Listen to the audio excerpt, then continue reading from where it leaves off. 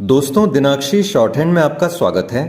अगर आप चैनल पर नए हैं तो चैनल को सब्सक्राइब करें और बेल आइकन जरूर दबाएं। इस डिक्टेशन की एडवांस आउटलाइंस और वाक्यांश आप हमारे पेड बैच से प्राप्त कर सकते हैं।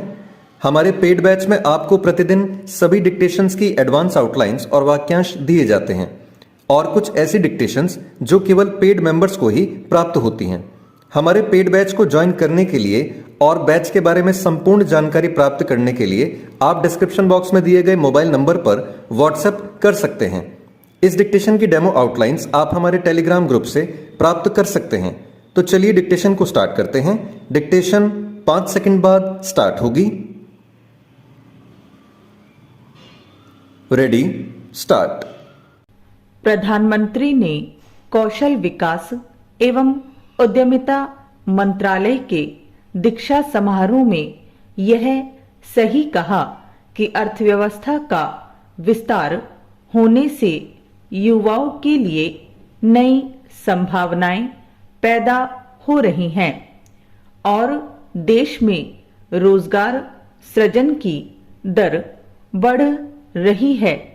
हाल में राष्ट्रीय नमूना सर्वेक्षण कार्यालय की ओर से किया गया एक सर्वे भी यह कहता है कि इस समय बेरोजगारी दर निम्नतम स्तर पर है। इस सर्वे के अनुसार ग्रामीण और शहरी दोनों क्षेत्रों में बेरोजगारी दर कम हो रही है।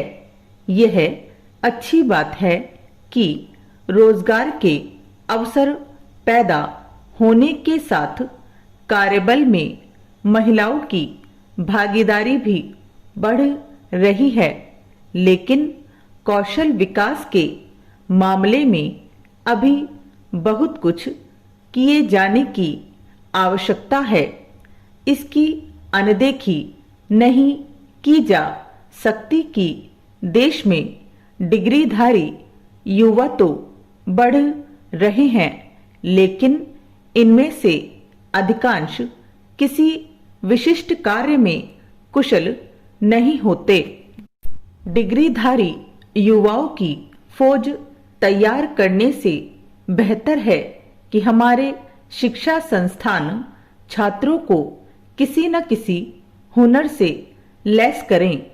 यह ठीक है कि मोदी सरकार ने कौशल विकास के लिए एक अलग मंत्रालय बनाकर युवाओं को कुशल बनाने और उनकी दक्षता में सुधार का काम शुरू किया है, लेकिन कौशल विकास केंद्र अभी अपेक्षाओं पर खरे नहीं उतर पा रहे हैं।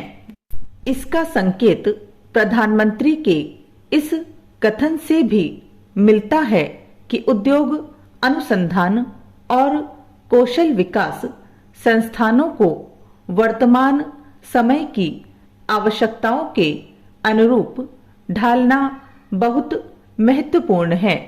यह सही है कि पिछले कुछ वर्षों में 5000 नए औद्योगिक प्रशिक्षण संस्थान यानी ITI स्थापित किए गए हैं और प्रधानमंत्री कौशल विकास योजना के तहत अब तक करीब 1.5 करोड़ युवाओं को प्रशिक्षण भी दिया जा चुका है। लेकिन क्या उद्योग व्यापार जगत को वैसे दक्ष युवा मिल पा रहे हैं जैसे उन्हें चाहिए? ध्यान रहे कि विभिन्न औद्योगिक संगठन यह कहते रहे हैं कि उन्हें वैसे दक्ष युवा मिलने में कठिनाई होती है जैसे उन्हें चाहिए। इसी कारण कुछ औद्योगिक संगठनों ने अपने स्तर पर युवाओं को प्रशिक्षित करना शुरू किया है।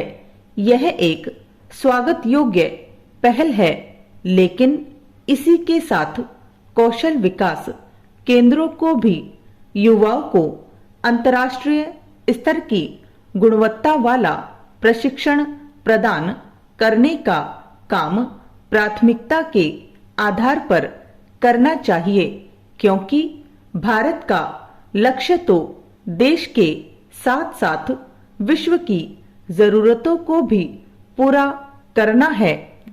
गुणवत्तापूर्ण कौशल विकास के काम को इसलिए प्राथमिकता देनी चाहिए क्योंकि जापान, दक्षिण कोरिया आदि के साथ यूरोपीय देशों में युवा आबादी घट रही है और इन सभी देशों को विभिन्न क्षेत्रों में हुनरमंद युवाओं की तलाश है।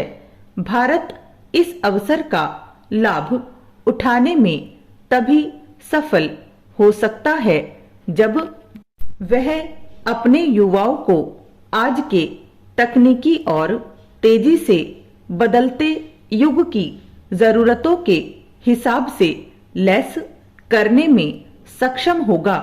यदि ऐसा किया जा सके तो भारत विश्व में कुशल जनशक्ति का सबसे बड़ा केंद्र बन सकता है।